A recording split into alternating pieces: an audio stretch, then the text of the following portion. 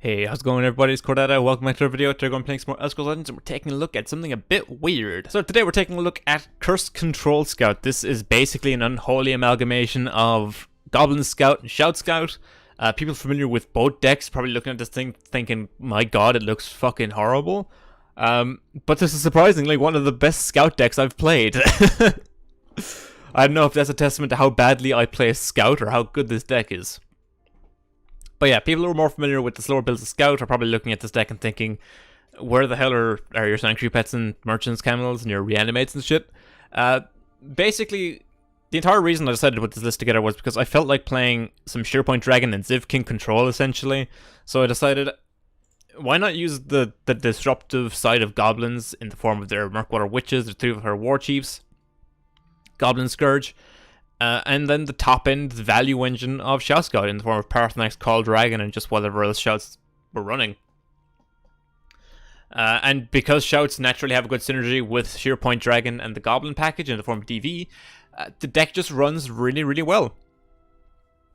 It's a very consistent control deck. I've noticed against like mid-range, it's really solid. It's decent against aggro, and it can also hold up against control, shockingly enough, thanks to just Call Dragon and Parathonax being absolutely absurd value tools. So more established Shout Scout players are probably noticing the lack of things like Dragon Aspect, and the fact we're only running one copy of Soul Tear.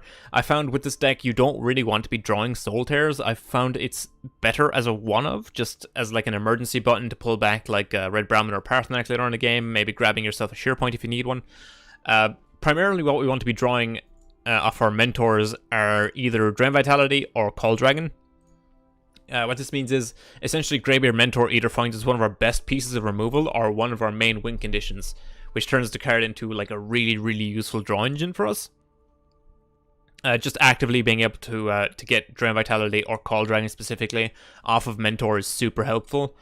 We don't have to worry about our hands getting clogged up with unneeded Soul Tears or like level 1 Dragon aspects or whatever. However, this does mean we're a little bit liable to getting burnt out very quickly as far as health totals go. We are only running 2 copies of Barrowstalker, which is our primary means of health gain, except for the Dragon aspects you can get off of Parathonax. This deck against aggro decks tends to go quite low on the health total before stabilizing, which is kind of scary sometimes. You could try to make room for the full complement of Soul Tears and run the Giant Bats to give you a little bit more stability versus aggro and as an extra win condition as well. Tazcat is another fine option for the deck if you want a late game creature to help you close out games. And the Grey Fox is another option if you want to run those. If you want like a little bit of extra value and disruption. But overall, this deck runs very, very well. I've been playing this for the last couple of days. I've run this deck from rank 4 all the way up to rank 1. I'm currently like 28-4 with it, or something stupid like that, 28-6. So yeah, give this deck a look. It's a lot better than it looks, trust me on that. Like I said, this is like what I've primarily been playing this week, the ladder. And I'm very impressed with it. I'm very, very happy with it. Obviously, you can customize some of the quantities if you want. I think if you're going to make any trims to fit in extra cards, I think you could probably drop 1 Thorn Hiss Mage and 1 Murkwater Scourge. I think those are possibly like the best flex spots you can find in this list.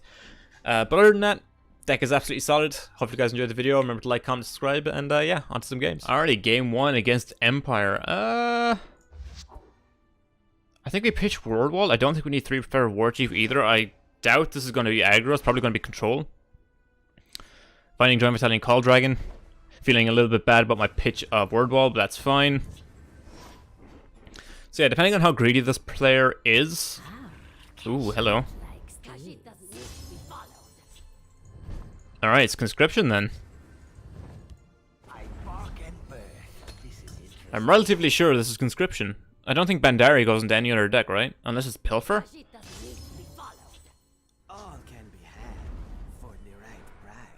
Oh my god, it's Pilfer. My man's is playing Pilfer Empire. I could Tree Minder, but I think I'm going to take the safe route and just DV this. Now having the ring means I can't get Murkwater Scourge down. But I don't want him drawing cards. Torval Crook. I'm fine with this. This does let him ramp, but I can kill this fresh blood pact, which I think I'm okay with. This also sets me up for a kill on this Torvald Crook next turn. We're probably going to see like a Master Thieves come down here. Would be my guess. It's on 6. Why can't he play in 6? Monastic Champion isn't too bad. Feels weird to say that about fucking Monastic Champion of all things, but oh well. Ho hum. I can set up for a Debilitate next turn by dropping Thorn Hismage in front of this, which I think is the best play, regardless. Also, we've got all 3 fucking Coral Dragons in hand, which is a bit interesting. Are we going to get mastered? We're not, but this is equally as terrifying.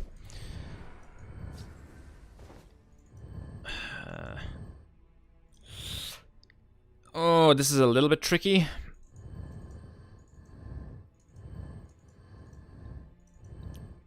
Master of Thieves kills me.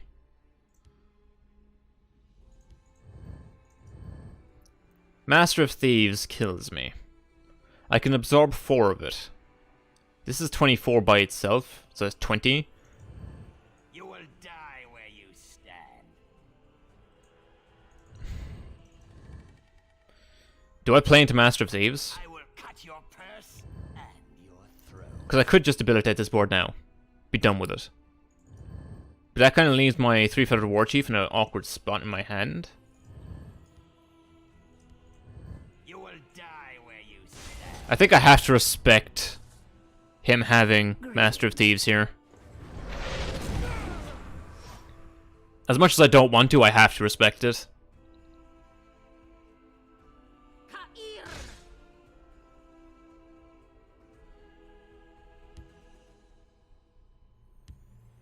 The hist heals and rejuvenates. If I fall, the hist will.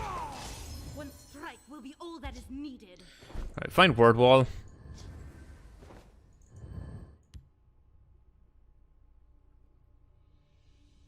Let's see.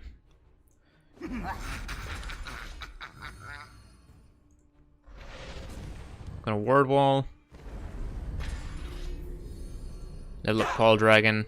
I can Treeminder. Block out 1 damage over here. I'm probably gonna Call Dragon next turn, would be my guess. I could also just 3-feather War Chief. But what am I doing alongside that? Well, this dies, so if this dies this turn, I can pull it back with Necro next turn. Alright, stop greeting me, please. You're starting to annoy me. So yeah, I can Necro back this Murkwater Witch next turn. Ah yes, of course, Mundus Stone. Why wouldn't they be running an objectively bad card?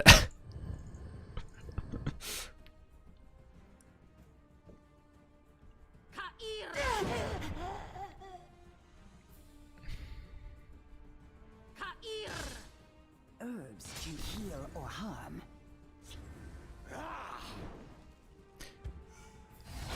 I don't agree with that play at all. Like, not in the slightest do I agree with that play. Also, of course, it rolls charge. It rolling charge might make all the difference here. Never mind.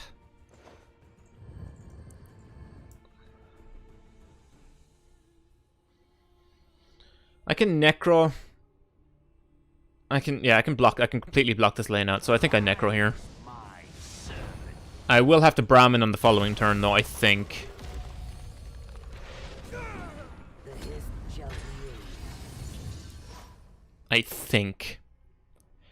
I do have access to 3-feather War Chief and Leaf Lurker.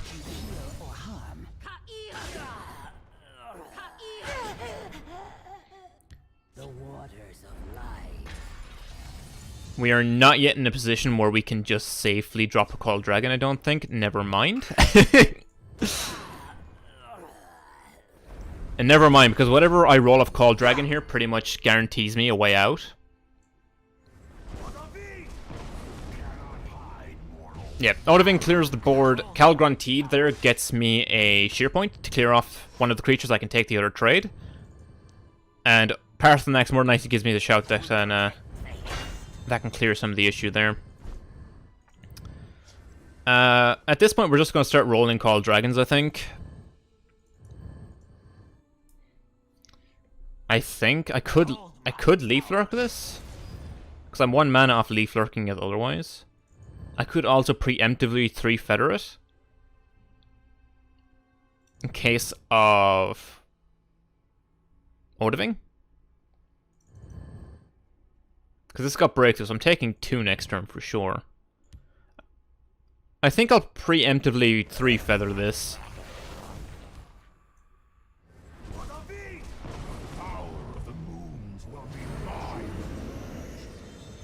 Alright, we'll grab a shear point.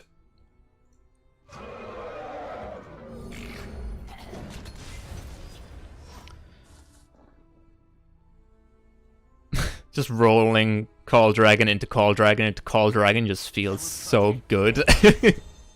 Oh, rolls charge. Imagine. An unfortunate mistake. I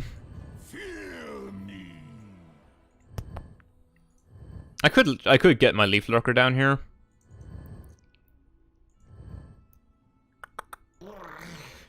I think I'm gonna hold the Leaf Lurker though.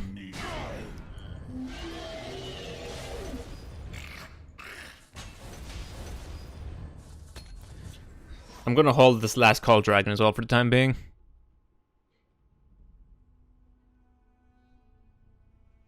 I'm sure I don't have any idea who took your Zeriel, sure. By seed and Assist Speaker, sure. Rolls Ward, that's fine. Do we have lethal here? I think we do.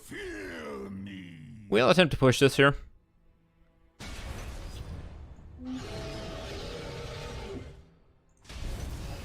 Prophecy, sure.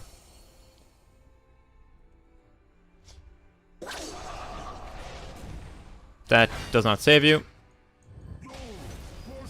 GG. That's why you don't taunt people in the middle of a game. Christ. Alright, I have no idea what that name is. Kazantipus, I guess. Probably Invade if I had to guess, so we'll keep Witch and Viper. Shear Point also a solid pickup. Against Invade, we want to see our 3 Feather War Chiefs. But I think this hand is disruptive enough to an Invade deck that we should be okay. War Chief and Viper are our main ways of getting rid of gates, though. I might be Galening in some Shear Points. Shear Point's a very important card for us to have in the multiples, I think. Let's Unite the Houses.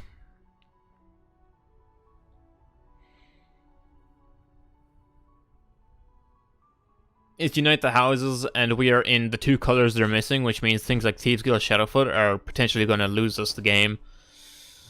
I potentially just Gale in these Shear Points, which I think is fine.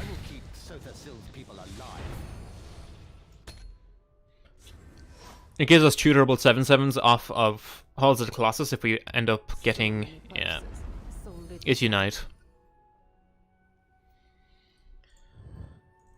It's Unite, so we might end up losing to a fucking meme. The Outlander.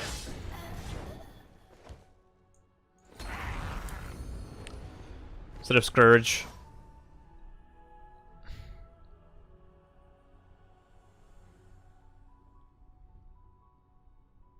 Watch him have fucking got one of my buff Shear Points. Protect our stronghold. Not respecting the fact that I might have Skirmisher.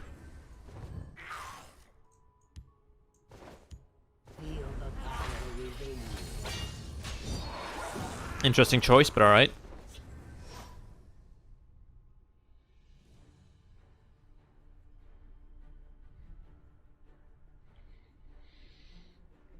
We need to start to... To do better than that to Yeah. trick me. We need to start applying a lot of pressure very quickly to win this.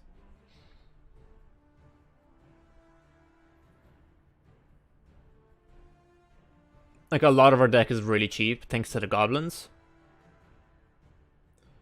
Which means we're in very real danger of losing to Unite. Which I'm not looking forward to.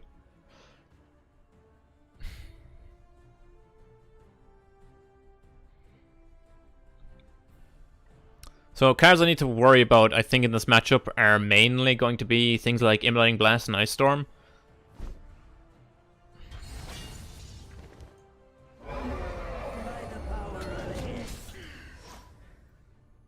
I get Sheer Point down. Again, don't want to play into Immolating Blast too much here. Bolts it, I guess.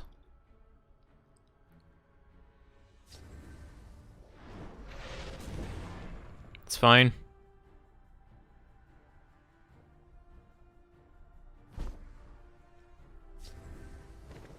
The hist revives. The waters of life. I need some decent beat sticks here.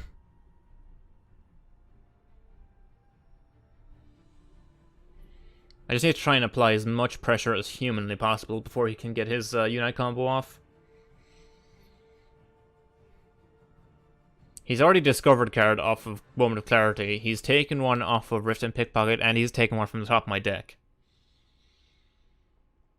Which means I very much cannot let anything survive on his board.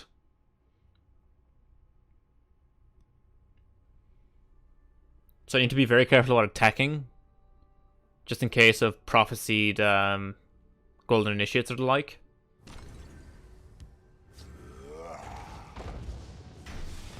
Villain Giant, that's sure, that's fine, I just Viper that. Thorns and claws.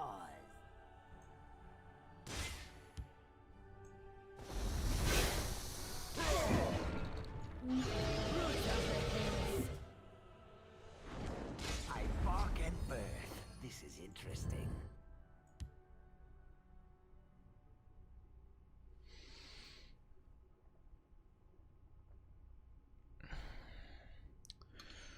I have to worry about Immolating Blast, but I also need to worry about dealing enough damage to kill him. Because there's a Dawn's Wrath in my future, I'm pretty sure. I have exactly 12 on board.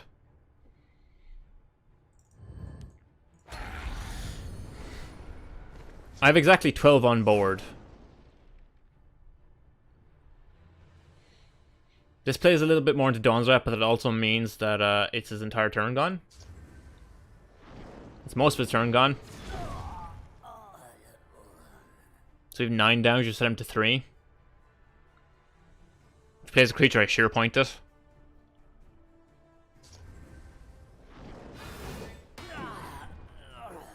Set him to 4. Sadly, no Cliff Razor because we're not an aggressive deck. Also, we're not running Tazcat. Tazcat's actually a card you could include. Tazcat is just a solid creature in general. My scales move in shadow.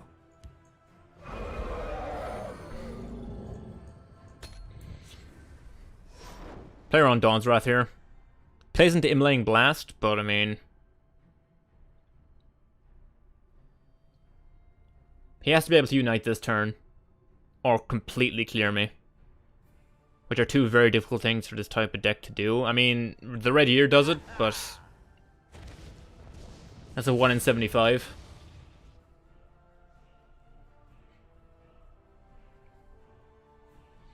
The battle is yours. Well thought. Alright, we got there. We didn't get United on. Feels good, man.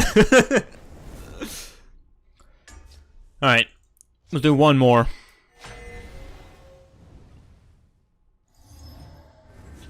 Dark Phoenix on Crusader. Likely aggro, so I'm gonna try and find some anti-aggro tools. The Murkwater Witch is fantastic.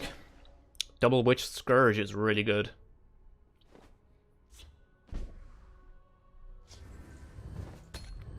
Gives us some nice defensive utility, as does Treeminder. I'll whip them into shape. Sure.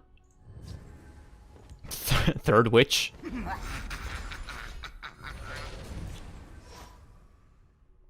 We'll slowly work on killing this over the next turn or two. The Nords must take back Skyrim. For Ulfric Storm. Alright, guess not. Tremender. Me Scourge next turn, so that's fine.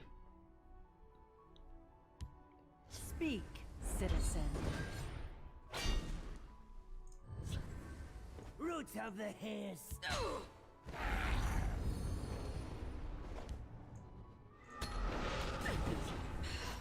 I will just get rid of 5th Legion here. It's going to be annoying as the game progresses, so we'll kill it while we can. We have 3-Footer War Chief to kill the Stormclaw Battalion. My Arcase beings, stay back. Spinner, sure.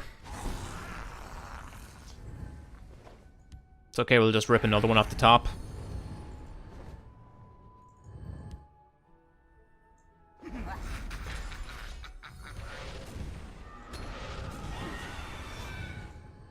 Kill the Initiate.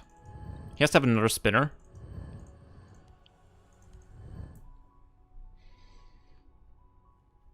The day is mine. I will push them back. Orders?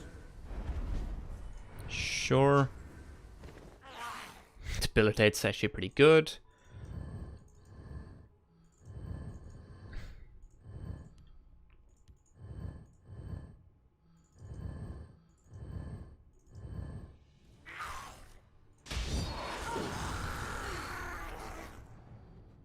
What I think I'll actually do here...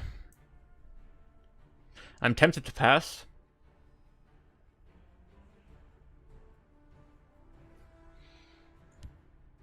No, I'm just going to 3-Footer this now.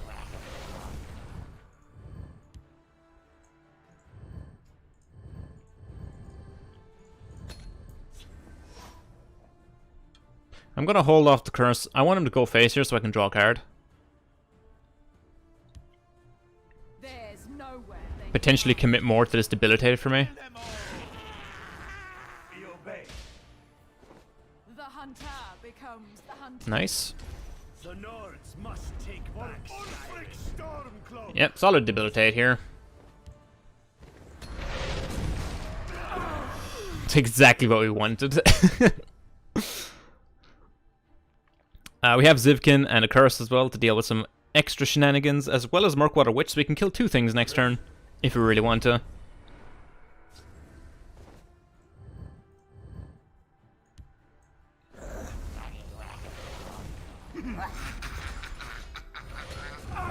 No point committing the Zivkin or Leaf Looker just yet. Here we make our stand. We'll rebuild Skyrim into the land she once was. This is a decent Zivkin.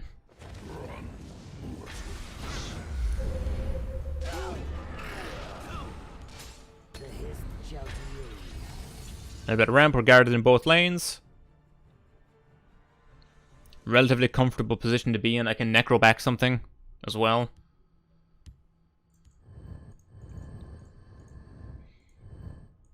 There's nowhere they can hide. Assault, sure. The hunter Take 5, draw a card. We find Sheer Point, which is just solid removal, honestly.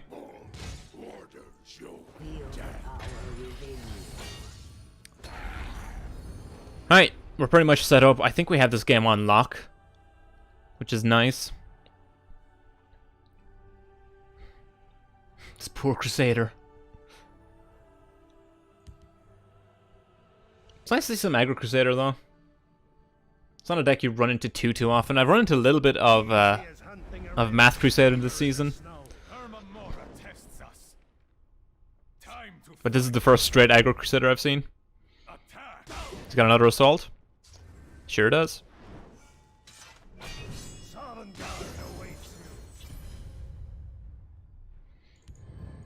Let's do this. Just gonna sheer point this.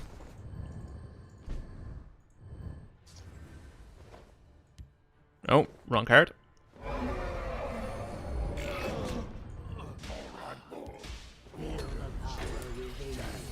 Walls are back up. Sheer Point's another thing he has to be really worried about now. Also, killing this Zivkin just gives me a free lane wipe on command with Necromancer.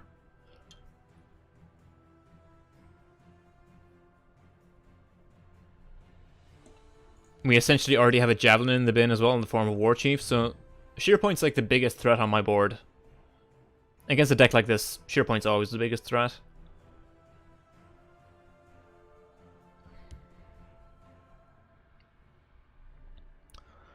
At this point, we're just more or less waiting on drawing into our Call Dragons or Parthenax.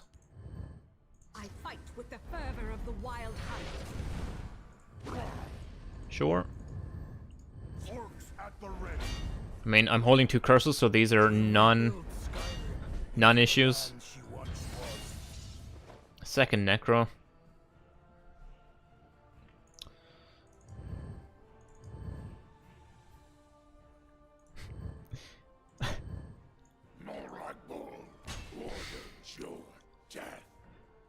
Okay, I'm about to make a really dumb play, but it's fun. The forest is my cloak. Rise, my servant.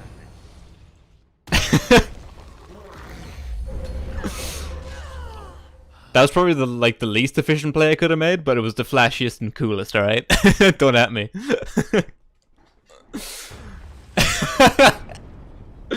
Oh, GG. God, I love this deck. Anyway, hope you guys enjoyed the video. As you can see, the deck is really, really good against aggro. Just turns out Sheerpoint Dragon and Zivkin Banelords are really good anti-aggro cards. But yeah, the deck is super flexible. Against control, it tends to generate enough value. The one thing I do notice with this deck is it does lack consistent card draw, so that is something you could probably try and work in if you really wanted to. But overall, I think it's perfectly fine the way it is. You can definitely get... This will definitely take you to Legend, I have no doubt in my mind about that. But yeah, if you're looking for a fun kind of offbeat control deck, check this out. Of course, deck list is in the description below. And yeah, so yeah, again, hopefully you guys enjoyed the video, and I'll catch you guys in the next one. Peace.